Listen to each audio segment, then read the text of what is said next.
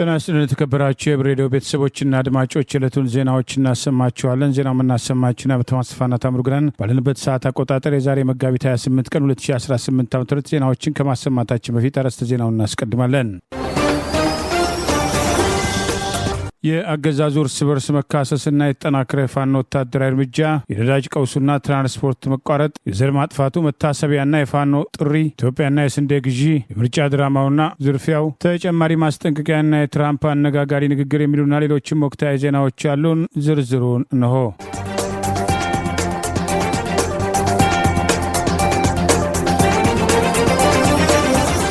በደጋዳሞት ትላንት የተወሰደውን ወታደራዊ እርምጃ ተከትሎ የአማራ ፋኖ ብሔራዊ ንቅናቄ ቴዎድሮስ ዝርዝር መረጃዎች ያወጣ። በዛ 150 የጠላት ኃይል መደምሰሱን ከሌተናል ኮሎኔሉ በተጨማሪ 100 አለቃ መማረኩንም አስታወቀ።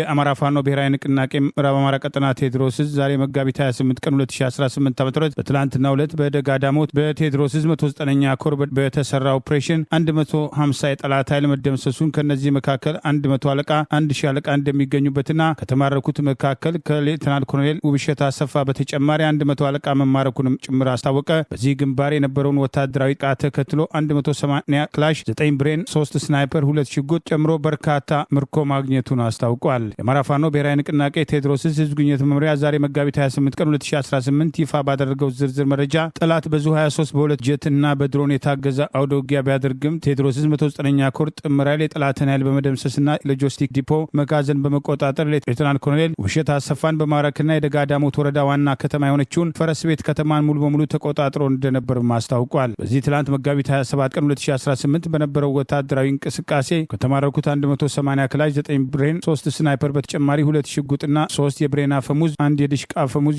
የድሽቃ ካዝና፣ የጥይት መያዣ 3 የድሽቃ ተተኳሽ 54 ሳጥን፣ የብሬን ተተኳሽ 94 አስቃጥላ፣ የክላሽ ተተኳሽ 15 ሳጥን፣ የተለያዩ የቦምብ አይነቶች 86፣ 3 ተሽከርካሪ በዚህ ኦፕሬሽን መማረኩን አስታውቋል። ከዚህ በተጨማሪ 300 ካርቶን ብስኩት፣ 25 ኩንታል ስኳር፣ 2 በርሜል ነዳጅ ከጠላት ኃይል መማረኩን የአማራ ፋኖ ብሔራዊ ንቅናቄ ቴዎድሮስ ህዝብ ግንኙነት መምሪያ ዛሬ መጋቢት 28 ቀን 2018 ዓ.ም በደጋዳሞት የነበረውን ወታደራዊ እርምጃ አስታኮ ባወጣውን በዚሁ መረጃ ገልጿል። ይህ በእንዲህ እንዳለ የአማራ ፋኖ ብሔራዊ ንቅናቄ አፋብን ምዕራብ አማራ ቀጠና ቴዎድሮስ ህዝብ 105ኛ ኮር የሬዲዮና መገናኛ ኦፕሬተር አሰልጥኖ ማስመረቁን አስታውቋል። ለተከታታይ ወራት በብቁ አሰልጣኞች የሰለጠኑት የመጀመሪያ ዙር ተመራቂ ኦፕሬተር ባለሙያዎች ትላንት መጋቢት 27 ቀን 2018 በይፋ መመረቃቸውን የንቅናቄ ህዝብ ግንኙነት ኃላፊ አርበኛ አስረስ ማረዳምጤ ዛሬ ባወጣው መረጃ ገልጿል። ዘመኑን የዋጀ የቴክኖሎጂ ውጤቶችን በመጠቀም ትግላችንን በማዘመን በአጭር ጊዜ ውስጥ ጠላቶቻችን እንደምናሸንፍ አንጠራጠርም ሲሉ የዕለቱ ተመራቂ ባለሙያዎች መናገራቸውን ጠቅሶ የአማራ ህዝብ የተጋረጠበትን የህልውና አደጋ ለመቀልበስ የትጥቅ ትግልን አማራጭ በማድረግ ህዝባዊ አብዮት ከጀመረ እንሆ 3ኛ ዓመት እየተቃረበ ይገኛል ሲል አስታውቋል። በመላው አማራ የተቀሰቀሱ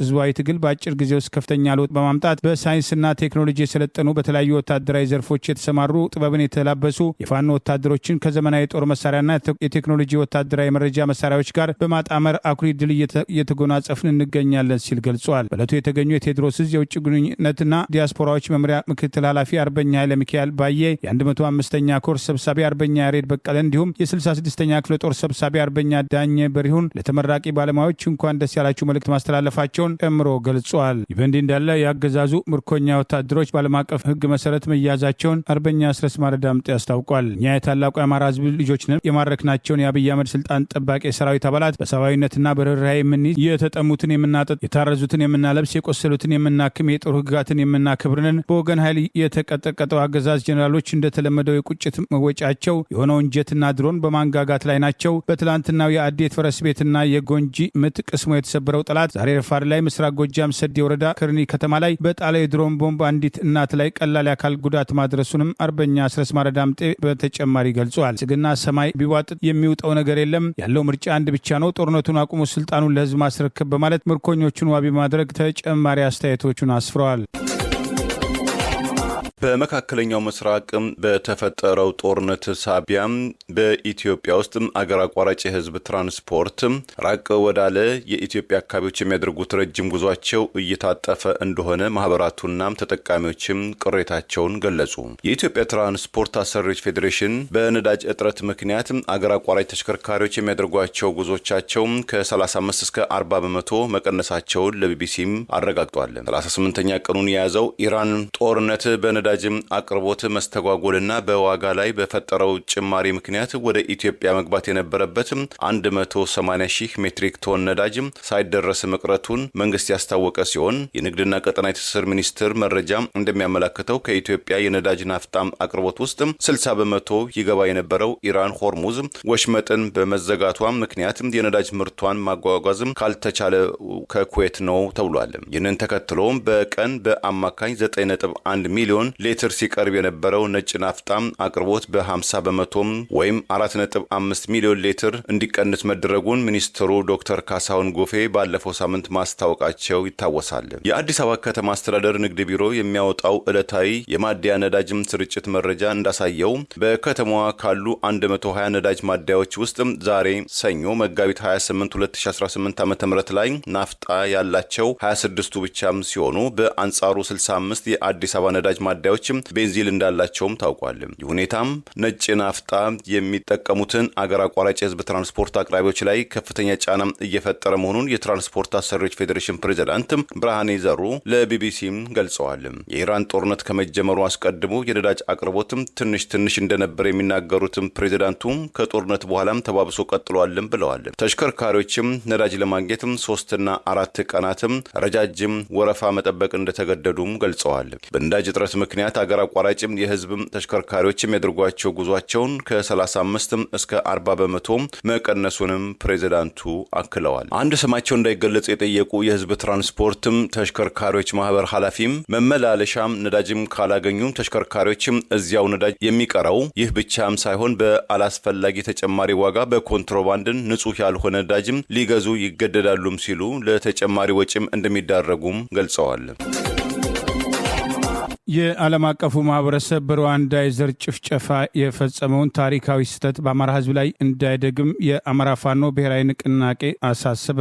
የአማራ ፋኖ ብሔራዊ ንቅናቄ በሩዋንዳ በቱትሲዎች ላይ የተፈጸመውን የዘር ማጥፋት ወንጀል 32ኛ ዓመት መታሰቢያ አስመልክቶ ባወጣው መግለጫ ዓለም አቀፉ ማህበረሰብ በሩዋንዳ የፈጸመው ታሪካዊ ስህተት በአማራ ህዝብ ላይ እንዳይደገም አሳስቧል። ንቅናቄው ዛሬ መጋቢት 28 ቀን 2018 በውጭ ጉዳይ መምሪያው በኩል ባወጣው በዚሁ መግለጫ በሩዋንዳ በቱትሲዎች ላይ የተፈጸመው የዘር ማጥፋት ወንጀል 32ኛ ዓመት መታሰቢያን አስመልክቶ ዓለም አቀፉ ማህበረሰብ በወቅቱ ያሳየው ቸልተኝነትና ዝምታ ለ1 ሚሊዮን የሚጠጉ ሩዋንዳውያን መጨፍጨፍ ምክንያት መሆኑን በማስታወስ ዛሬም በኢትዮጵያ ውስጥ በአማራ ህዝብ ላይ እየተፈጸመ ያለው ጭካኔና የዘር ማጥፋት ጥቃት ከፍተኛ ትኩረት ሊሰጠው እንደሚገባ ጥሪ አቅርበዋል። በዛሬው ዕለት እንደ አውሮፓ አቆጣጠር በ1994 ዓ.ም በሩዋንዳ የተፈጸመውና 1 ሚሊዮን የሚጠጉ ንጹሐን ያለቁበት ክስተት በሰው ልጅ ታሪክ ውስጥ እጅግ ዘግናኝ ጨለማው ምዕራፍ መሆኑን ያስታወሰው መግለጫ ይህ ዕለት በዓለም አቀፍ ደረጃ ሲታሰብ በወቅቱ ዓለም አቀፉ ማህበረሰብ የዘር ማጥፋቱን ለመከላከል ባለመቻሉ የተሰማውን ጥልቅ ጸጸት የሚያንጸባርቅበት መሆኑን አስታውሷል። በሩዋንዳ የተፈጸመው የዘር ጭፍጨፋ እንደማይደገም ዓለም አቀፉ ማህበረሰብ በተለያዩ ወቅቶች ሲገልጽ የቆየ ቢሆንም ዛሬ በኢትዮጵያ በአማራ ህዝብ ላይ ተመሳሳይ የሆነ የህልውና ስጋት፣ ቀጣይነት ያለው የዘር ማጥፋት ጥቃትና የዘር ጭፍጨፋ በብልጽግና መራሹ አገዛዝ እየተፈጸመ መሆኑን በመግለጫው በዝርዝር በማስቀመጥ ዓለም አቀፉ ማህበረሰብ ተመሳሳይ ዝምታ ውስጥ በመግባት ታሪካዊ ስህተት እንዳይሰራ አሳስቧል። ዓለም አቀፍ ተቋማትና መንግስታት የሩዋንዳ ሰማዕታትን በሚያስቡበት በዚህ ወቅት በአሁኑ ሰዓት በአማራ ህዝብ ላይ እየደረሰ ያለው መጠነ ሰፊ እልቂትና ግፍ አይተው እንዳላዩ እንዳያልፉ የአማራ ፋኖ ብሔራዊ ንቅናቄ በዚሁ መግለጫ ጥሪ ያቀረበ ሲሆን በጭራሽ አይደገምም ኔቨር አጌን የሚለው መሪ ቃል ትርጉም ሊኖረው የሚችለው በአሁኑ ሰዓት በአማራ ህዝብ ላይ እየተካሄደ ያለውን የዘር ማጥፋት ወንጀል ዓለም አቀፉ ማህበረሰብ በቆራጥነት ሲቃወምና ተገቢውን ሚና ሲወጣ መሆኑን አስታውሰዋል። ዘር ጭፍጨፋ በአማራ ህዝብም ሆነ በየትኛውም የሰው ልጅ ላይ ሊፈጸም እንደማይገባ የአማራ ፋኖ ብሔራዊ ንቅናቄ የውጭ ጉዳይ ኃላፊ ብሩክ ስለሺ ስም በተሰራጨው በዚሁ የንቅናቄው መግለጫ ላይ ጥሪ አቅርበዋል። በአማራ ህዝብ ላይ እየተካሄደ ያለው የዘር ጥቃት ትኩረት ሊያገኝ እንደሚገባ አሳስበዋል። በሩዋንዳ የዘር ጭፍጨፋን ተከትሎ ጠቅላይ ሚኒስትሩ ከዚህ ቀደም በአማራ ህዝብ ላይ ይፋ ጦርነት ከማወጃቸው በፊት ወደ ስልጣን ከመጡ በኋላ በአማራ ብሔር ተወላጆችና የኦርቶዶክስ እምነት ተከታዮች ላይ ማንነትና ሃይማኖት ተኮር ጭፍጨፋዎች እየተፈጸሙ ባለበት ወቅት በሩዋንዳ ተገኝተው በዓመታዊ የዘር ጭፍጨፋው መታሰቢያ ላይ ሀዘናቸው መግለጻቸው በጊዜው ወቀሳ ሲያስከትልባቸው የነበረና እሳቸው በሚመሩት ሀገር ተመሳሳይ ድርጊት እየተፈጸመ በእሳቸው አመራር አማካኝነት ዜጎች በማንነታቸውና ሃይማኖታቸው ሳቢያ የጥቃት ኢላማ ሆነው ይህንን አይተው እንዳላየ በመሆን በሩዋንዳ ያደረጉት እንቅስቃሴ በዚያ የተፈጸመውን የዘር ጭፍጨፋ በስልጣናቸው ዘመን ለመፈጸም ቆርጠው ተነስተዋል የሚል ወቀሳ ሲነሳ የቆየ ሲሆን በአንድ ወቅት መፈንቅለ መንግስት ለማድረግ ቤተ መንግስት መጡ ያሏቸውን ወታደሮች አስታከው በፓርላማ የእኛን ስልጣን የተመኘ በአንድ ቀን 100 ሺዎች ይጨፈጨፋሉ ማለታቸውን በማንሳት ጠቅላይ ሚኒስትሩ በአሁኑ ወቅት እየፈጸሙት ያለው የዘር ጭፍጨፋ ያንን ንግግራቸውን የሚያስታውስ ቴዎድሮስ አካል ነው በሚል በተደጋጋሚ በጦር ወንጀልና በዘር ጭፍጨፋ የሚያስጠይቃቸውን ወንጀል በተመለከተ ዓለም አቀፉ ማህበረሰብ ዝም ሊል እንደማይገባ በውጭ የሚገኙ አማራ ብሔር ተወላጆች ጨምሮ ኢትዮጵያና ትውልደ ኢትዮጵያውያን በተደጋጋሚ ጥያቄ ሲያቀርቡ መቆየታቸው አይዘነጋም። በአማራ ክልል ስር በተደራጀው የወልቃይትም ጠገዴ ሰቲት ሁመራ ዞን በትላንትናው ዕለት በታጣቂዎች መካከልም ተኩስ መከፈቱን ከአካባቢ የወጡ መረጃዎች ገለጹ። ለተኩስ ልውውጡ ምክንያት የሆነው የተከዜ ዘብም ታጣቂዎች ወታደራዊ ካምፓቸውን ለቀው ከወጡ በኋላ የታጣቂዎችም ካምፑን መቆጣጠራቸውን ተከትሎ መሆኑን ተመልክተዋል። የተከዜ ዘብና የመከላከያ ሰራዊቱ የጋራ ወታደራዊ ካምፕ የሚገኘው አባሽ ሻሩ እርሻ በተባለ ስፍራ ላይ ሲሆን ቦታው እጅግ ስትራቴጂክ እንደሆነ የሚገልጹት የአካባቢው ምንጮች ከትላንት በስቲያ በዚህ ካምፕ የሚገኙት የተከዜ ዘብ ታጣቂዎች ወታደራዊ ካምፑን ለቀው መውጣታቸውን ተከትሎ በቅርብ ርቀት ላይ የሚንቀሳቀሱት የህወሓት አርሚ 70 አባላት ካምፑን መያዛቸው ታውቋል። ይህንን ተከትሎ በአካባቢው ሰዓት የፈጀም ከባድ ውጊያም በሁለቱም ኃይሎች መካከል የተደረገ ሲሆን በአማራና በትግራይ ክልሎች መካከል ውዝግብ በሚነሳበት የወልቃይት ቀጠና የጸጥታ ችግሮች ከዕለት ወደ ዕለትም እየተባባሰ መምጣቱን ከአካባቢው የሚወጡ መረጃዎችም ገልጸዋል። በዚህ ቀጠናም ካለፈው ወራት ወዲህም የህወሓት እና የፌዴራል መንግስት ኃይሎች ከፍተኛ ቁጥር ያላቸውን ሰራዊታቸውን እያስጠጉ እንደሆነ የተለያዩ ምንጮችም ሲገልጹ መቆየታቸው አይዘነጋም።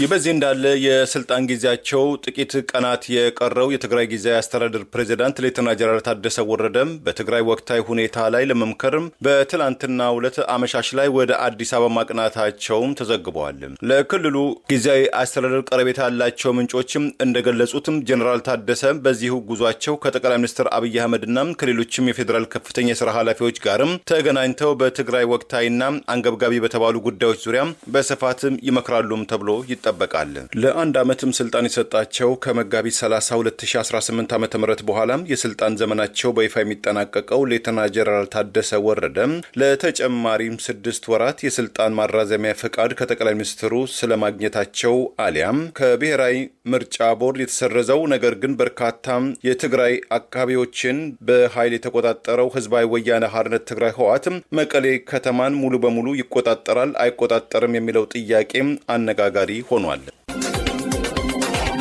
በርካታ ንጹሐን የፋኖ ቤተሰቦች በብልጽግናው አገዛዝ በግፍ ታስረው እየተሰቃዩ መሆናቸውን የአማራ ፋኖ ብሔራዊ ንቅናቄ ሸዋ ጠቅላይ ግዛት አሳምነው ዕዝ ህዝብ ግንኙነት መምሪያ በዝርዝር ባወጣው መረጃ ገለጸ።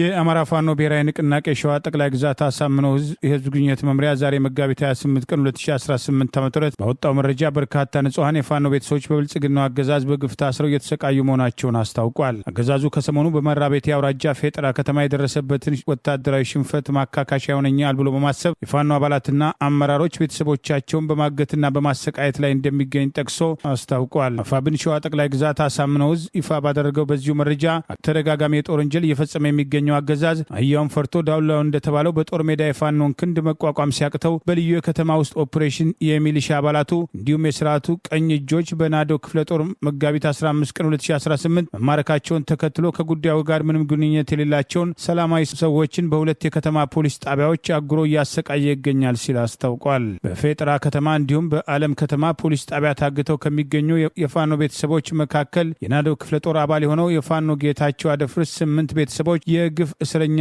መሆናቸውን በስም ዘርዝሮ አስታውቋል። ከነዚህ መካከል በፌጠራ ከተማ ፖሊስ ጣቢያ የታሰሩ አደፍርስ እርገጥ የፋኖ ወላጅ አባት፣ ትልቅ ሰው አበረ ወላጅ እናቱ፣ ዳኛቸው አበረ አጎት፣ ታምራት አደፍርስ ወንድም ጨምሮ 8 የቤተሰብ አባላቱ መታሰራቸውን አስታውቋል። በተመሳሳይ ዜና የናዶ ክፍለ ጦር አባላትና አመራር ቤተሰቦች በፌጠራ ከተማ ፖሊስ ጣቢያ የግፍ እስረኛ ሰለባዎች መሆናቸውን ለጦሩ መረጃ ማግኘቱን ህዝብ ግንኙነቱ ባወጣው በዚሁ መረጃ ጠቅሷል። በዚህም የፋኖ አላዩ ተካ ወላጅ አባት አቶ ተካሽ ሸንቁጥ፣ የፋኖ ክብሩ ይታገሱ ወላጅ አባት ይታገሱ ዋለሉ፣ የፋኖ አበባው ፍሳ እህት ብዙአየሁ ፍሳ፣ የአርበኛየሁ ለማ ወንድም ማሙሽ ለማ በወረዳው የብልጽግና ባንዳ አመራሮች ትእዛዝ ታስረው እየተሰቃዩ ያሉ ወገኖች መሆናቸውን ክፍለ ጦሩ በላከው መረጃ የአማራ ፋኖ ብሔራዊ ንቅናቄ ሸዋ ጠቅላይ ግዛት አሳምነው ዕዝ ማረጋገጡን መለወጡንም አስታውቋል። ይህ በእንዲህ እንዳለ አገዛዙ ሌላ ሰላማዊ ሰው በአለም ከተማ በአገሪት ቁማምባ ቀበሌ ነዋሪ የሆነ አርሶ አደር አቶ አባተ ሽቶ የተባለ ንጹሐን በግፍ በአገዛዙ መገደሉን አስታውቋል። ራሱን የሀገር መከላከያ ሰራዊት የሚለው የአብይ አገዛዝ አረመኔው ስልጣን አስጠባቂ ኃይል ከ30 ቀን በፊት መከላከያ አስከድተሃል በሚል ምክንያት ከመኖሪያ ቤቱ በመውሰድ በአሰቃቂ ሁኔታ በሳንጃ ቆራርጠውና አርደው ጥለውት ሬሳውን ገደል በመክተት ለአውሬ ራት አድርገውታል በማለት የአገዛዙ ስልጣን አስጠባቂዎች የፈጸሙትን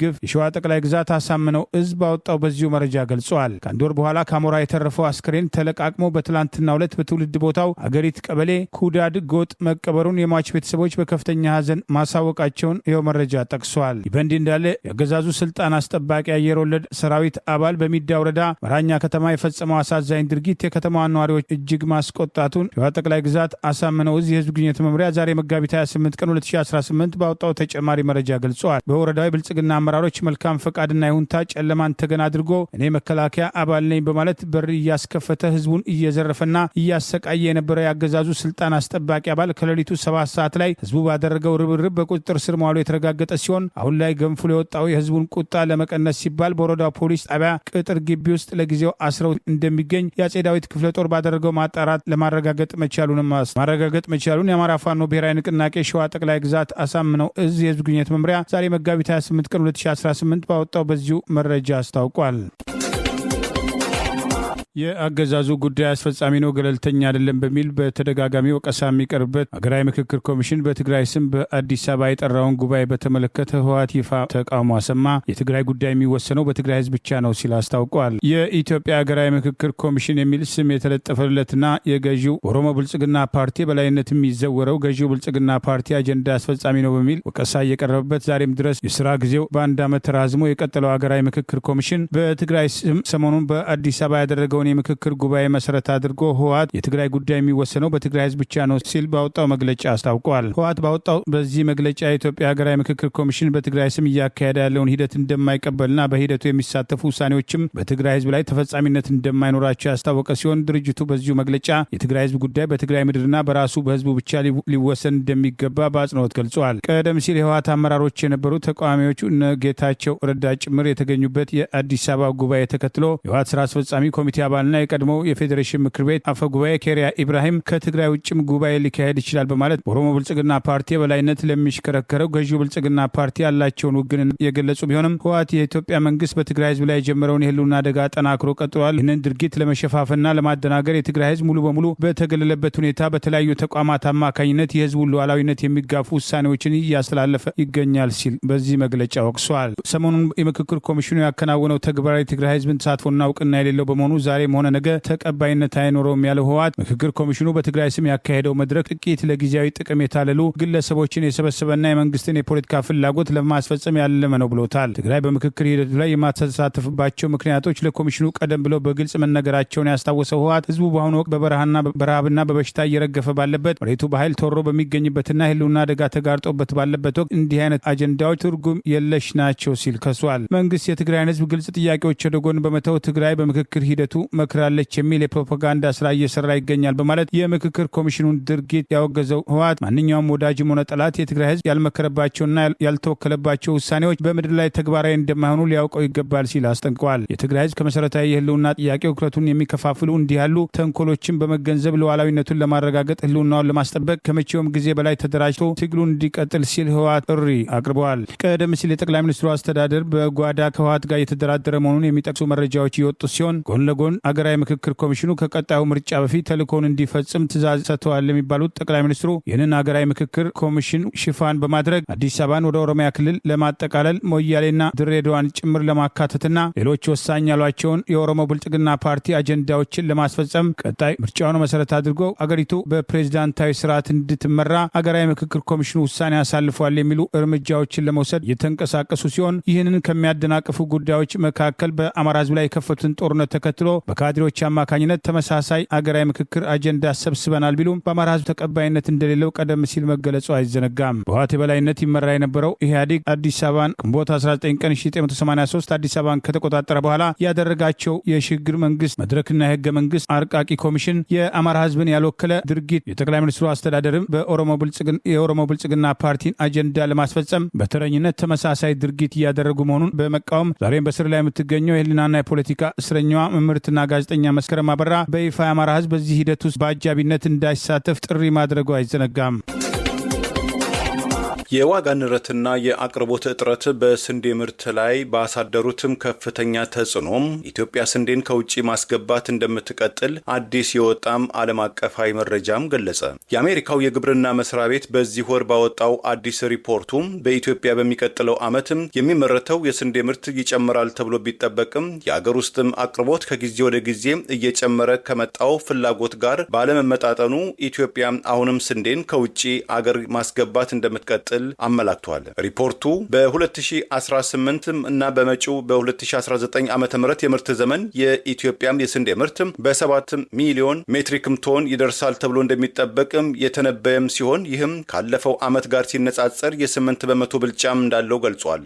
ለዚህም እድገት ዋነኛ ምክንያትም የተጠቀሱት የመስኖ ልማት መስፋፋትም፣ የተሻሻሉ ዘሮችን አጠቃቀም መጨመር፣ የክላስተር እርሻና የሜካናይዜሽን ስራዎች ተጠናክሮ መቀጠል ናቸውም ብሏል።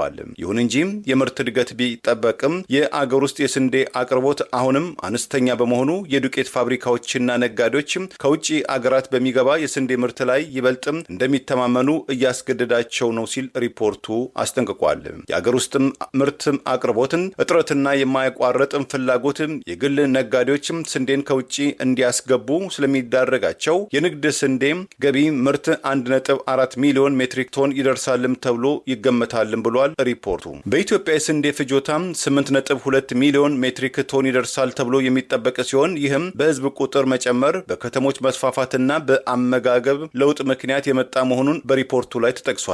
በተለይም እንደ ዳቦና ፓስታ የመሳሰሉ በስንዴ ላይ የተመሰረቱ ምግቦች ፍላጎት በከተሜው ማህበረሰብ በከፍተኛ ሁኔታ እየጨመረ መምጣቱን እንደ ገፊ ምክንያትም ተቆጥሯል። በአሁኑ ወቅት በኢትዮጵያ የአንድ ሰው ዓመታዊ ስንዴ ፍጆታ በአማካኝ 54 ኪሎ ግራም መሆኑን በሪፖርቱ ላይ ተገልጿል። ሪፖርቱ የአገር ውስጥ የእህል ዋጋም በከፍተኛ ሁኔታ መጨመሩን ገልጾም ለዚህም የምግብ ዋጋም መጨመር፣ የገንዘብ ምንዛሬ መዳከም፣ የነዳጅ ዋጋ መጨመርና የግብርና ግብአቶችም ውድ መሆን እንደ ምክንያትነቱም ተጠቅሷል። በየካቲት 2017 ዓ.ም እና በየካቲት 2018 ዓ.ም መካከል የስንዴ ዋጋ በ28 ከመቶ መጨመሩን በ100 ኪሎ ግራም ከ6450 ብር ወደ 8250 ብር ማሻቀቡም በሪፖርቱ ላይም ተጠቅሷል። የስርዓቱን ጉዳይ ለማስፈጸም እየተንቀሳቀሱ ያሉ ካድሬዎች ሰሞኑን በአማራ ክልል የተደረገውን ሰልፍና የፋኖን ወታደራዊ እንቅስቃሴ ተከትሎ የምትወጉን የምታሰልፉብንም እናንተ ናቸው የሚል ወቀሳ ከአብይ አገዛዝ በኩል ጠንክሮ እየተሰማ መሆኑን የሚጠቅሱ መረጃዎች ወጥተዋል። በአማራ ሕዝብ ላይ ጦርነት ያወጀው አብይ አህመድ አገዛዝ በተደጋጋሚ ከሚፈጽማቸው ጥቃቶች በተጨማሪ የስሙላ ምርጫ ለማድረግ የሚያደርገውን እንቅስቃሴ በተመለከተ የአማራ ሕዝብ ሰሞኑን ግልብጥ ብለው በተለያዩ ከተሞች በመውጣት በአደባባይ ያቀረበውን ተቃውሞ በክልሉ ያሉ አመራሮች ያቀናበሩትን የፋኖ ወታደራዊ እንቅስቃሴም ከጊዜ ወደ ጊዜ የጠነከረ የመጣው የምትወጉንም የምትሰለፉም እናንተ ናችሁ ከጀርባ የሚል ወቀሳ ለክልሉ አመራሮች አብይ አህመድ በቀጥታ ማስተላለፉን የሚጠቅሱ መረጃዎች ወጥተዋል። ይህንን ተከትሎ የአማራ ብልጽግና ፓርቲ የሚባለው ቀደም ሲል በህወሓት የበላይነት በሚመራው ኢህአዴግ የህወሓትን ፍላጎት ለማሳካት እንደሚንቀሳቀሰው ሁሉ በአሁኑ ወቅት የኦሮሞ ብልጽግና ፓርቲን ጉዳይ ለማስፈጸም ከአማራ ህዝብ በተቃራኒ የተሰለፈው ኃይል የአገዛዙ ማስጠንቀቂያና ውርጅብኝ እንደደረሰውና ይህንኑ ወደ ታች ካድሬዎች ለማውረድ ከፍተኛ አመራሩ እርስ በርስ መወነጃጀል መጀመሩን የሚጠቅሱ መረጃዎች ወጥተዋል። ገዢው ብልጽግና ፓርቲ ፕሬዚዳንት አብይ አህመድ በተደጋጋሚ የአማራ ብልጽግና ፓርቲ የሚባለውን ጎንደር፣ ጎጃም፣ ሸዋና ወሎ በማለት በአካባቢና በተለያዩ ጥቅሞች በመከፋፈል አንዱን በአንዱ ላይ በማስነሳት እርስ በርስ በማጋጨት ሁሉም ለሱ ታማኝ ሆነው እንዲቀጥሉ ለማድረግ ያደረገው ሙከራና በኮማንድ ፖስት ስም ያሰማራቸው ወታደራዊ አዛዦችና የደህንነት ሰዎች በየጊዜው የሚሰጡት ሪፖርትና በፋኖ በኩል እየተወሰዱ ያሉ ወታደራዊ ወታደራዊ እርምጃዎች ከምንም በላይ ሰሞኑን ያገዛዙን የጨረባ ምርጫ በመቃወም ጦርነት ባለበት ውስጥ ምርጫ አይካሄድም፣ ተጨማሪ የግድያ ዓመታት ለገዢው ብልጽግና ፓርቲ አንጨምርም በማለት ጠንከር ያለ ተቃውሞ መደረጉን ቀደም ሲል ያገዛዙ ማህበራዊ ሚዲያ ፈቀላጤዎች ሲያነሱት የነበረው ወቀሳ የገዢው ብልጽግና ፓርቲ አጀንዳ መሆኑን የሚያሳዩ ምልክቶች መውጣት መጀመራቸው ታውቋል። ሰልፉም የሚመራውም ከጀርባ ፋኖ እንዲጠናከር የሚደረገውን በራሳችን ሰዎች ነው በማለት በመፈንቅለ መንግስት ጠቅላይ ሚኒስትሩ ወደ ስልጣን ያወጡት የአማራ ክልል ካቢኔ ግንባር ቀደም ተጠያቂ መሆኑና በየደረጃው ያሉ ካድሬዎችም በዚሁ መነጽር እንዲፈተሹ ትዕዛዝ መሰጠቱን የካቢኔ አባላቱ እርስ በርስ አንዱ ለአገዛዙ ታማኝ ሌላው ከአገዛዙ ጋር አለሁ እያለ ከፋኖ ጋር ይሰራል የሚል ወቀሳና ክስ በስፋት እየተሰራጨ መሆኑን ይህንኑ ተከትሎ ሹምሽር ሊኖር ይችላል ወይም የተወሰኑ አመራሮች እስከ ታችኛው መዋቅር ድረስ ሊታሰሩ ይችላሉ የሚል ስጋት መኖሩን ከክልሉ የወጣው መረጃ ይገልጻል። አገዛዙ የአማራ ክልልን 90% በላይ ተቆጣጥረናል፣ ፋኖ ቆሞ የማይዋጋበት ደረጃ ደርሷል በሚል በተደጋጋሚ ራሱን በሐሰት መግለጫ ሲደልል የቆየ ቢሆንም በበርካታ የአማራ ከተሞች ለተከታታይ ቀናት የተካሄደው ህዝባዊ ተቃውሞ ሰልፍ ጦርነት ባለበት የይስሙላ ምርጫ ሊደረግ አይችልም፣ ለገዳዮቻችን ተጨማሪ ዕድሜ በምርጫ ስም አንሰጥም የሚለው ጠንካራ ተቃውሞ ስርዓቱ ያልጠበቀውና በዚህ ደረጃ ይሳካል ያልገመተው መሆኑን በሰልፉ ማግስት እየተወሰዱ ያሉ ወታደራዊ እርምጃዎችም ተጠናክረው መቀጠላቸው እርስ በርስ መካሰሱ ግንባር ቀደም መነሻ መሆኑን ይኸው መረጃ ጠቅሰዋል። ከዚህ ቀደም በተደጋጋሚ ተመሳሳይ ክሶችና ወቀሳዎች ላይ ያገዛዙ ወታደራዊ አዛዦች ሳይቀር የፖለቲካ አመራሩ ከድቶናል፣ የፖለቲካ አመራሩ ነው ከጀርባ የሚያስወጋን በማለት ሽንፈት በደረሰባቸው ቁጥር ሲከሱ የቆዩ ሲሆን አሁን በክልሉ ያለው የጸጥታ ተቋምም ሆነ የፖለቲካ አመራር ከኛ ጋር አልተሰለፈም፣ ከጀርባ እየወጋን ነው የሚል ስጋት በአብይ አገዛዝ በኩል እያየለ መምጣቱን የሰሞኑ ክስና ወቀሳ ማሳያ መሆኑን የሚጠቅሱ መረጃዎች ወጥተዋል። የአማራ ፋኖ ብሔራዊ ንቅናቄ አገዛዙ በጠላትነት ፈርጆ በመጨረሻ የጥቃት ኢላማ የሚያደርጋቸው ባንዳ የፖለቲካም ሆነ የጸጥታ አመራሮች በጠመንጃ አንጋችነት ለአገዛዙ ከህዝባቸው በተቃራኒ የተሰለፉ የሚሊሻ የፖሊስና የአድማ ብተና አባላትም ሆነ የአማራ ብሔር ተወላጅ ሆነው በአገዛዙ ስልጣን አስጠባቂ ጦር ውስጥ ያሉትን ጨምሮ በህዝብ ላይ አንተኩስም ላሉ የአገዛዙ ወታደሮች የምህረት ጥሪ ይፋ በማድረግ ከአገዛዙ በተቃራኒ እንዲሰለፉ ጥሪ ያቀረበ ሲሆን ይህንን በማይቀበሉ ላይ ተከታታይ እርምጃ እንደሚወስድ ይፋ አድርጎ ይህኑ በተለያዩ አቅጣጫዎች ተግባራዊ በማድረግ የአገዛዙ ካድሬዎች ጭምር የጥቃት ኢላማ መሆናቸው ሰሞኑን በተከታታይ መዘገባችን አይዘነጋም። የኢትዮጵያ ፌዴራላዊ ፖሊስ በዓለም አቀፍ ደረጃም ይፈለግም የነበረ አደገኛ ህገወጥም የሰዎችም አዘዋሪ ያለውን ግለሰብም በትግራይ ክልል ውስጥ በቁጥጥር ስር መዋሉን ገለጸ። ከ3000 በላይ ሰዎችን በህገወጥ መንገድ በማዛወር ከ100 በላይ ሰዎችን ለሞት የዳረገና ከ50 በላይ ሴት እህቶችን እንዲደፈሩ ያደረገው የተባለው ይትባረክ ዳዊት ወይም ክብሮም ከ9 ግብረ አበሮቹ ጋር በቁጥጥር ስር አውሎ ምርመራ አጠናቆ ለአቃቤ ህግ መላኩን ፖሊስም አስታውቋል። ይህንን ውስብስብና ድንበር ተሻጋሪ ያለውን የወንጀል ምርመራ ፖሊስ በምስራቅ አፍሪካ ቀጠና ህገወጥ የሰዎች ዝውውርን ለመከላከል ከሚሰራው ከሪጂናል ኦፕሬሽናል ሴንተር ኢን ሰፖርት ኦፍ ካርቱም ፕሮሰስ ወይም በእንግሊዝኛው ምህጻረ ቃል ሮክም ከተባለ ድርጅት ጋር ባደረገው የመረጃ ልውውጥ በዓለም አቀፍ ደረጃም ይፈለግ የነበረ ያለውን አደገኛ ህገወጥ የሰዎች አዘዋዋሪ የተባለውን ይትባረክ ዳዊት አለሙን በትግራይ ክልል ሽሬ ከተማ ውስጥ በቁጥጥር ስር ማዋሉን አስታውቋል። ተጠርጣሪው በፓስፖርት ስሙ ይትባረክ ዳዊት አለሙ ቤተሰቦቹ በልጅነቱ ያወጡለት ስሙ ጳውሎስ ዳዊት ወልዳይ ወንጀል መስራት ሲጀምር የሚታወቅባቸው ስሞች አድህኖም ሱዳን ሀገር የሚታወቅበት ስም አህመድም ሶማሊያ፣ ጅቡቲና ኬንያ የሚጠቀምባቸው የሐሰተኛ ስሙ ሙኒር ሲሆን ክብሮም ደግሞ በስዊድንና በሌሎችም የአውሮፓ ሀገራት የሚጠቀምባቸው ሐሰተኛ ስሞች መሆናቸውን የፖሊስ ምርመራ ያገልጻል። ፖሊስ እነዚህን ስሞች ለምርመራው አጋዥም አድርጎ ያደረገም ቴክኖሎጂን በመጠቀም የተጠናከረ ምርመራ ክትትል በማድረግ ከ70 በላይ በሀገር ውስጥ እና በተለያዩ ሀገራት የሚገኙ ዋና ዋና የህገ ወጥ አዘዋዋሪዎችን ከለየ በኋላም ዋናውን ተጠርጣሪም ክብሮምን ጨምሮ በአጠቃላይ 10 ህገወጥ የሰዎች አዘዋዋሪዎችን ተከታትሎ በአጭር ጊዜያት ውስጥ በቁጥጥር ስር በማዋል ምርመራውን እያካሄደ መሆኑን ገልጿል። ፖሊስም የተያዙትንም ሆነም ያልተያዙትን ተጠርጣሪዎች በወንጀል ያፈሩትን ሀብትም በጥናት በመለየትም ሌሎችም ሀብታቸውንና በባንክ የሚገኝ ገንዘብና ንብረታቸው እንዳይንቀሳቀስ በፍርድ ቤት እንዲታገድ ማድረጉንም በመግለጫው አካቷል። ህገወጥ አዘዋዋሪ ቡድኑ ከ2010 ዓ.ም ጀምሮ በርካታ ወጣቶችን ከኢትዮጵያ፣ ከሱዳን፣ ከኤርትራ፣ ከጅቡቲ፣ ከኬንያና ከሶማሊያ በመመልመል ወደ ሊቢያ በመውሰድ ሊቢያ ውስጥ ባዘጋጁት መጋዘን እንዲታገቱ በማድረግ የተለያየ መጠን ያለው ገንዘብ ከቤተሰቦቻቸው በማስላክ ገንዘብ ያልከፈሉትን በቀን አንድ ጊዜ ብቻ በትንሹ ምግብ እንዲመገቡ በማድረግ በጎማ በዱላና በኤሌክትሪክ ገመድ በሰንሰለት እጅና እግራቸውን አስረው በመግረፍና በማስገረፍ የውሃ ማሸጊያን ፕላስቲክም አቃጥለው ሰውነታቸው ላይ በማንጠባጠብ ከፍተኛ ስቃይ በማድረስ ኢሰብአዊ ድርጊት በመፈጸም በርካታ ሰዎች ህይወታቸውን እንዲያልፍ የአካል ጉዳት እንዲደርስባቸው ሴት እህቶችም እንዲደፈሩና ከፍተኛ አካላዊ ስነ ልቦናዊ ጉዳት እንዲደርስባቸው ማድረጋቸውን ፖሊስ በምርመራው ደርሼበታለሁ ብሏል። ህገወጥ አዘዋዋሪዎቹም ሊቢያ ውስጥ ተጎጆቹን አግተው የሚያሰቃዩባቸው 5 ማከማቻ መጋዘን እንዳላቸውና በዚህም አደገኛ ወንጀል ከ3 ቢሊዮን ብር በላይ በህገወጥ አዘዋዋሪዎችም ሲንቀሳቀስ እንደነበር የገለጸው ፖሊስ ከ100 በላይ ተጎጆችና ቤተሰቦቻቸው በሀገር ውስጥና በውጭ ሀገራትም የምስክርነት ቃል የመቀበል ስራ መስራቱንም ገልጿል። ገዢው ብልጽግና ፓርቲ በስድስተኛው ሀገራዊ ምርጫ እንዳደረገ ሁሉ አስቀድሞ የገዢው ብልጽግና ፓርቲ እጩዎች ላይ ድምፅ የተሰጠባቸው በምርጫ ጣቢያ ብቻ መታደል የሚገባቸው ድምፅ መስጫ ወረቀቶችን በካድሬዎች በኩል ሊያሰራጭ እንደሚችል ከዚህ ቀደም በተመሳሳይ በማስረጃ የተጋለጠው ድርጊት በማህበራዊ ሚዲያ መዘዋወር ጀምረዋል። በደቡብ ክልል በባስኬቶ ልዩ ወረዳ ስድስተኛ ዙር ቀደም ሲል ወይዘሪት ብርቱካን ሚደቅሳ የሚመሩት ብሔራዊ ምርጫ ቦርድ የገዢው ብልጽግና ፓርቲ እጩዎች ላይ ከምርጫው ቀን በፊት አስቀድሞ ድምፅ የተሰጠባቸውን የምርጫ ወረቀቶችን በምርጫ አስፈጻሚነት ስም በተሰገሰጉ ካድሬዎች አማካኝነት ተሰራጭተው መገኘታቸው በጊዜው ተጋልጦ እንደነበርና በአሁኑ ወቅትም 7ኛ ዙር ብሔራዊ ምርጫ ለተባለው ገዢው ብልጽግና ፓርቲ የራሱን ካድሬዎች በምርጫ አስፈጻሚነት አሰራጭቶ ተመሳሳይ ድርጊት ለመፈጸም እየተንቀሳቀሰ ነው የሚሉ መረጃዎች መውጣት ጀምረዋል። በደቡብ ኢትዮጵያ ክልል ከዚህ ቀደም በባስኬቶ ልዩ ዞን ከምርጫው ቀን በፊት ድምፅ የተሰጠባቸው የምርጫ ካርዶች መሰራጨታቸው ይህም በምርጫ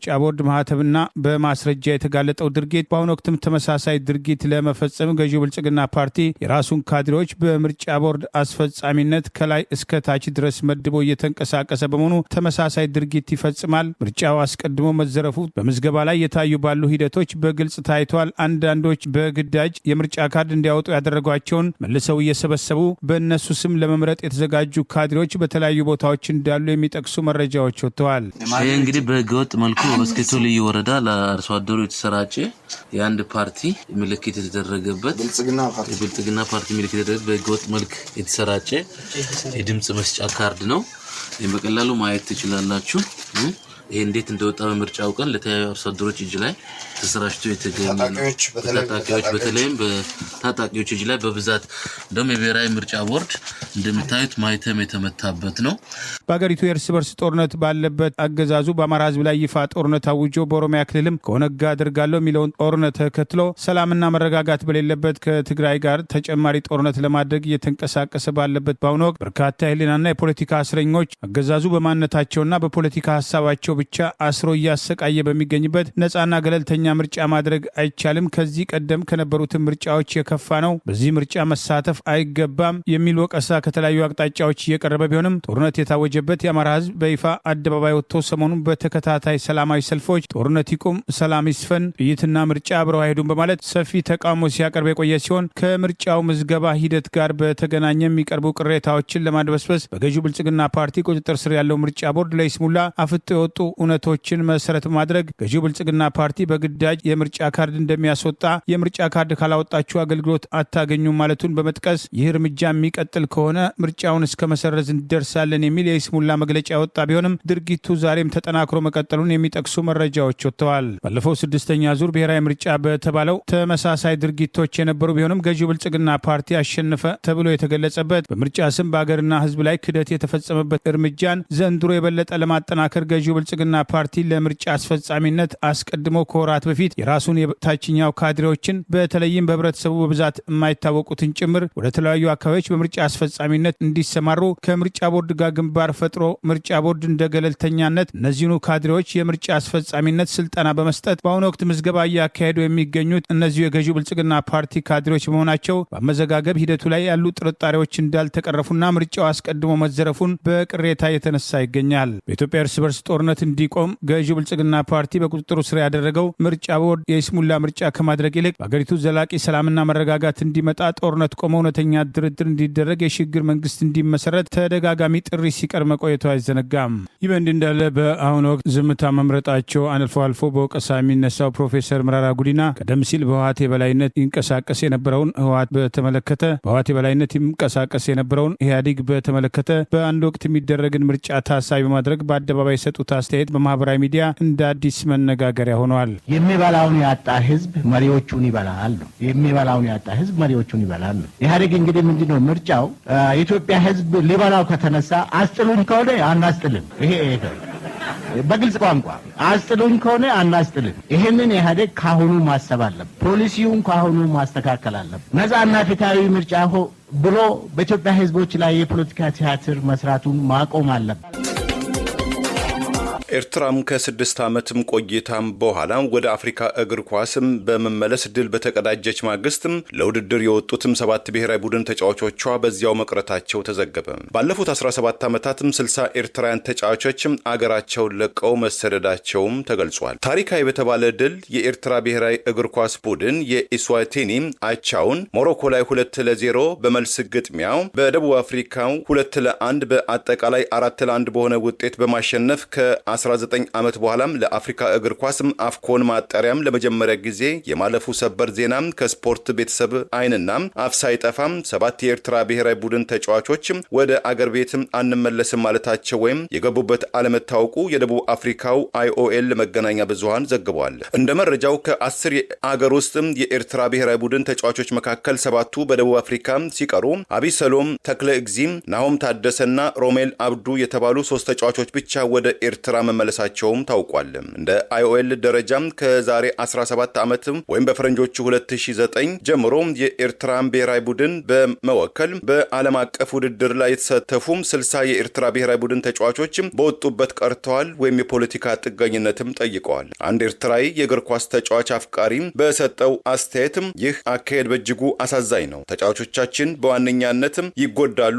እነዚህ ተስፋ የተጣለባቸው ብርቅዬ ተጫዋቾች በምዕራቡ ዓለም የተሻለ ህይወት እንመራለን በማለትም ከአገር ወርተው በመቅረትም ያሰቡትን ያለሙትን ሳያሳኩ ለተለያዩ ችግሮች ይዳረጋሉ። አገር በቀልም ጎበዝ ተጫዋቾችም ወደፊት ተስፋም እንዳይኖራቸው ብርቱ ችግር እየሆነብን ይገኛል በማለትም ቅሬታውን አጋርቷል። የዛሬ 6 ዓመት እንደ ፈረንጆቹ አቆጣጠር በ2019 በምስራቅ አፍሪካ እግር ኳስ ውድድር ወደ ኡጋንዳ ከተጓዘው የኤርትራ ብሔራዊ ቡድን ተጫዋቾች መካከል 7 የብሔራዊ ቡድን ተጫዋቾች ወደ አገር ቤት አንመለስም ማለታቸውን ተከትሎ የኤርትራ ስፖርት ፌዴሬሽን ራሱን ከዓለም አቀፍ ውድድሮች ማግለሉ ይታወሳል። ሰሞኑን ደቡብ አፍሪካ ውስጥ ለጨዋታ ወጥተው በዚያው በቀሩት የኤርትራ ብሔራዊ ቡድን እግር ኳስ ተጫዋቾች ጉዳይ ዙሪያ የኤርትራ መንግስት ባለስልጣናት እስከ አሁን ድረስ የሰጡትም ኦፊሴላዊ አስተያየት የለም። የአሜሪካው ፕሬዝዳንት ዶናልድ ትራምፕ ኢራን በነገው ዕለት ማክሰኞ የሆርሙዝ ሰርጥን ካልከፈተችም የሲቪል ተቋማቷም ወደ ዶግ አመድነት ይቀየራሉ ማለታቸውን የህዝብ እንደራሴዎችን አስቆጣ። ፕሬዝዳንቱም በጦር ወንጀለኝነትም ያስቀጣቸዋል ተባለ። ፕሬዝዳንት ትራምፕም ኢራናውያን የቦምብ ድምፅ መስማትም ይናፍቃሉም ሲል አወዛጋቢ ንግግር አሰሙ። በትላንትናው ዕለት በምዕራባውያን ዘንድ የተከበረውን የታላቁ የትንሣኤ በዓልን በማስመልከት ፕሬዝዳንት ትራምፕ ትሩዝ በተሰኘው የግል ማህበራዊ ስር ገጻቸው ማክሰኞ የኤሌክትሪክ ኃይል የድልድይ ማጋያ ቀን ይሆናል። እንደከዚህ ቀደሙ ተደርጎ የማይታወቅም ከዲፕሎማሲ አነጋገር ያፈነገጠ ለእኛም ለፕሮቶኮል ሲባል የማይመጥን ቃል ኤፍ የሚል ቃል የተጠቀሙት ፕሬዝዳንት ዶናልድ ትራምፕ እናንተም ቆሻሾችም ይህንን ኤፍም ሰርጥን ክፈቱም፣ ካልሆነ ግን መኖሪያችሁ ገሃነም ይሆናል፣ ዝም ብላችሁ ተመልከቱ፣ ፈጣሪ ወይም አላህ ይመለከታል በማለትም አስፈራርተዋል። በአሜሪካም ተወካዮች ምክር ቤት ውስጥ የዲሞክራቶችም ፓርቲ መሪ የሆኑትም ሐኪም ጄፈርስም ከኚህ ሰው ማለትም ከፕሬዝዳንት ዶናልድ ትራምፕ ጋር የሆነ ችግር አለ። የፕሬዝዳንቱ የአእምሮ ሁኔታም የተረጋጋ አይመስልም። እርሳቸውን ራሳቸውን መቆጣጠር ተስኗቸዋል በማለትም ተቃውሟቸውን አጋርተዋል። ትውልድ ኢራናዊቷ የኮንግረስ አባል ያስሚን አሳኒ ፕሬዝዳንት ዶናልድ ትራምፕ ለስልጣናቸው ብቁ አይደሉም፣ ለአገራችን አሜሪካም ሆነ ለዓለም ሰላም ጠንቅ ይሆናሉ የሚል መከራከሪያ ሐሳብ በማቅረብ የአሜሪካው የተሻሻለው 25ኛው ህገ መንግስት ወይም 25th አመንድመንት በሚያዘው መሰረትም ፕሬዚዳንቱ ከስልጣን እንዲወርዱ የሚል ጥሪም አቅርበዋል። የቀድሞው የሲአይኤ አባሏና የዲሞክራቲክ ፓርቲ ሴናተር ኤሊሳ ስቶኪን ፕሬዚዳንት ትራምፕ የኢራንን የሲቪል ተቋማትን እና መሰረተ ልማትን እናወድማለን የሚል ዛቻ በገሃድ ማሰራጨታቸው በጄኔቫ ኮንቬንሽንም ሆነ በአሜሪካዊ መከላከያ ፔንታጎን ህግ የጦር ወንጀል ነው፣ ሊያስቀጣቸው ይችላልም ሲሉ አስጠንቅቀዋል። የቬርሞንት ግዛት የግል ተወካይ የሆኑትም አንጋፋው ሴናተር በርኒ ሳንደርሰን በበኩላቸው የፕሬዚዳንት ዶናልድ ትራምፕ አይምሮ የተዛነፈና ሚዛናዊነትን የጎደለው ይመስላል። የህዝብ እንደራሴዎችም ፕሬዚዳንት ትራምፕ ይህንን ጦርነትም ከማካሄድም እንዲታቀቡ አስቸኳይ ውሳኔ ላይ መድረስም ይጠበቅብናልም ብለዋል። ፕሬዚዳንት ትራምፕ የመካከለኛው ምስራቅ ጦርነትን በዋነኛነትም ከሚደግፉ የአሜሪካ ሪፐብሊካን የህዝብ እንደራሴዎች መካከል አንዱ የሆኑትም የደቡብ ካሮላይና ግዛቱ ሴናተር ሊንዴሲ ግራም ከኢራን ጋር የሚደረገው ማንኛውም ድርድር የአሜሪካ ወታደራዊና ስትራቴጂካዊ ኢላማን ከግንዛቤ ውስጥ ያካተተ ሊሆን ይገባል። ኢራን አደብ ካልገዛች ወሳኝ የሆኑ መሰረተ ልማቶቿን ፕሬዚዳንት ትራምፕም እንዲያጋዩ ማደረጋቸው ትክክለኛም ፍትሃዊ ነው በማለትም ድጋፋቸውን ለፕሬዚዳንቱ ሰጥተዋል። ባልተለመደ መልኩ በተለያዩ አወዛጋቢ ንግግራቸው በዓለም አቀፍ ደረጃም ትኩረት የሳቡት ፕሬዚዳንት ትራምፕ ዛሬ ሰኞ በሰጡት አስተያየትም ኢራናውያን የቦምብ ድምጽ መስማትም ይወዳሉ፣ የኢራን ህዝብ ነጻ ለመሆን ስለሚፈልጉ የቦምብ ድምጽ ካልሰሙ ይናደዳሉ፣ አገራቸው በቦምብ ስትደበደብ ደስ ይላቸዋል የሚል አነጋጋሪ አስተያየት መሰንዘራቸውም ተመልክቷል። ለዛሬ ያሉን ዜናዎች እነዚህ ናቸው። ዜናውን ስታደምጡ ለቆያችሁ የህብር ሬዲዮ ቤተሰቦችና አድማጮች ምስጋናችን ድረሳችሁ። የህብር ሬዲዮ ኦፊሻል ዩቲዩብ ቻናላችንን ሰብስክራይብ ያላደረጋችሁ ሰብስክራይብ በማድረግ በተጨማሪም የደውል ምልክቱን በመጫን የህብር ሬዲዮ ቤተሰብ እንድትቀላቀሉ በአክብሮት እንጋብዛለን። እንደ ወትሮ ሁሉ የህብር ሬዲዮ ቤተሰቦች ፕሮግራሞቻችንን ላይክ በማድረግ ሼር በማድረግ አስተያየቶቻችሁን በመስጠት አብሮነታችሁን እንድትገልጹ በአክብሮት እንጠይቃለን። በድጋሚ እናመሰግናለን። ጤና ይስጥልን። ቸር እንቆይ።